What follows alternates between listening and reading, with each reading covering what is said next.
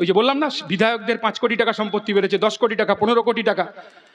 2011 সালের পর পশ্চিমবাংলার মানুষের সবচেয়ে লাভজনক ব্যবসার নাম জানেন? সবচেয়ে লাভজনক ব্যবসার নাম কি? সবচেয়ে লাভজনক ব্যবসার নাম হচ্ছে তৃণমূল কংগ্রেস করা।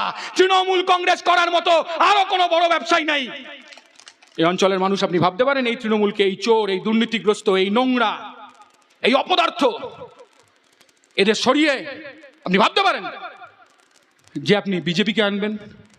আমরা বলছি দিল্লির ওইটা, মানে ওই আচ্ছে দিনের নায়ক, ওটা হচ্ছে বড় চোর, এটা হচ্ছে ছোট চোর। কেন বলছি এ কথা? এসএসসি দুর্নীতি ওরা শিখেছে ব্যাপক দুর্নীতির থেকে। মধ্যপ্রদেশে 250টার কাছাকাছি সিট, লক্ষ লক্ষ টাকায়, 25 লক্ষ টাকা থেকে 30 লক্ষ টাকা, কোটি কোটি টাকার স্ক্যাম হয়েছে। তৃণমূলের নেতারা টিভি চ্যানেলে বসে বলছেন শুভেন্দু নারদায় টাকা নিয়েছে। সোশ্যাল মিডিয়ার নেতা, আমি নাম ফাম বলছি না এখানে। তা আমি ওকে বললাম যে শুভেন্দু নারদায় টাকা নিয়েছে যখন তৃণমূলে ছিল, ঠিক আছে, এখন বিজেপিতে চলে গেছে।